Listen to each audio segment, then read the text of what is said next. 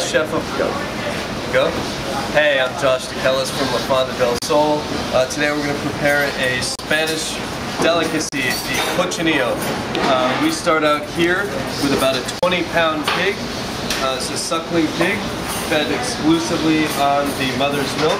What we've done here is we've split it in half. And we like to do this to expose some of the meat so we can go ahead and get a proper seasoning. We use lots of kosher salt. Kosher salt helps penetrate a little bit better than some of the baling finishing salts that we use. I like to use a mixture of spices. I use allspice, a little clove, fennel, coriander, and lots of black pepper. Once we get this guy all seasoned up, once we have the pig all seasoned up, I like to finish it by tearing some fresh bay leaf, thyme, and a little garlic. And then we simply take the pig and we're going to roll them up right on this pan here.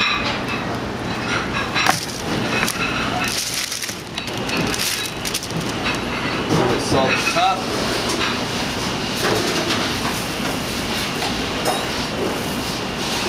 You gotta get all of these parts, the face, the ears. This is some of the best part of the meat.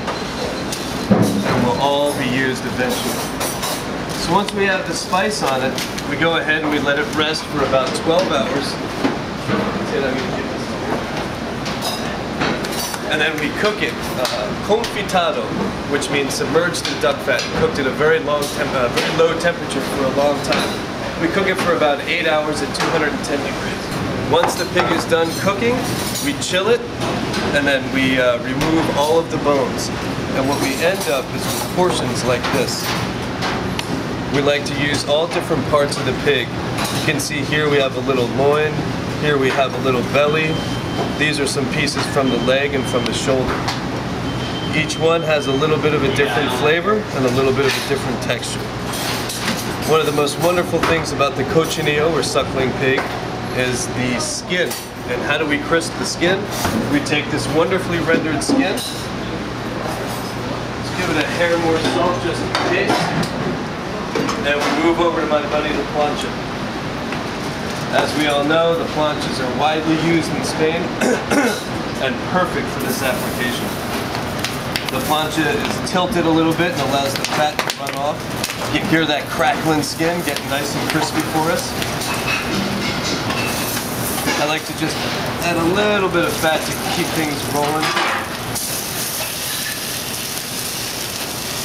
And these pieces without skin, you simply put in a pot while these rest.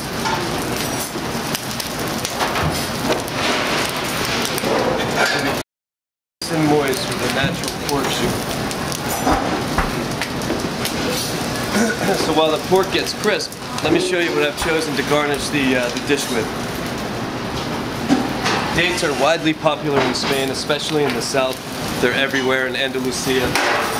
They're sweet, they're rich. Sweet is a great component for the pig. But they're soft, so what I like to do is take the Marcona almond, which is smoked. It almost gives you that bacon and date flavor. I'd like to add a few capers. So now you're talking about a salty and sweet flavor. And then a little bit of lemon zest. And this helps keep things a little bit bright. And we fold the date back up. We take some more Marcona almonds that are chopped up. And we roll them in nice. So we'll do one more for you. The date, almond, nice salty capers, some bright lemon zest. This guy gets rolled up. These make a great hors d'oeuvre, by the way. If you ever just want to have something to sip on, to eat while you're sipping on wine and eating some cheese, these rolled dates are awesome. They look kind of cool too, all spiked up with the almonds. So we also like to introduce a little bit of bitterness to the dish to go along with sweetness. I love bittersweet components of plates.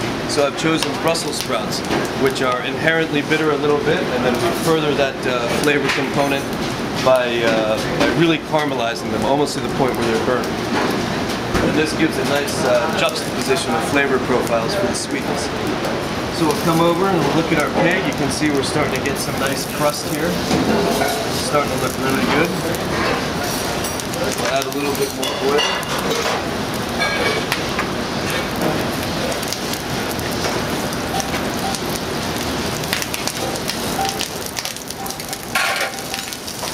When you can hear that sound, you know good things are happening. So this pig, believe it or not, is going to be done in just a hot second. You don't want to leave it on too long because what you want is a nice crisp skin, but you want all of this fat and gelatin and meat to be very, very soft, so you have a wonderfully crisp skin with this really nice, soft, unctuous meat underneath.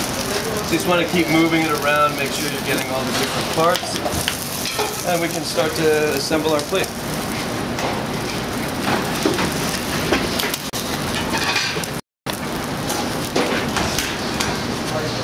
So here we're going to continue with the date motif. We have some smoked dates that are pureed with a little bit of pork fat. So it's nice and smooth and hot. And not only does it help keep the pork hot, but every little bite of the pork, you have a nice smoky sweet flavor involved there. So we'll take our dates. I like to carry that salt that the caper has with a little fresh Maldon salt. It gives texture as well as salinity. And we'll plate these here. Take some of these caramelized Brussels sprouts. Put these next to them. Actually pop these here.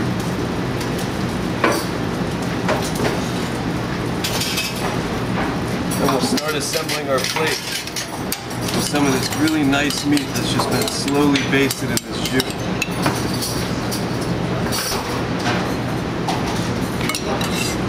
In Spain, there's specialty houses that only do the Cochinillo, so we're very anxious to do this here at the Fonda del Sol. So now the final touch for this plate, we're going to get some of that nice crispy Cochinillo skin that we've been talking about. You can see here we have this beautiful moist meat underneath and a nice hard skin on top. And that is what Cochinillo is all about. We'll be running the Cochinillo with every season, just changing the garnishes as it's appropriate for the season. But no Spanish restaurant's complete without little Cochinillo. Certainly not La Fonda del Sol. Thank you very much.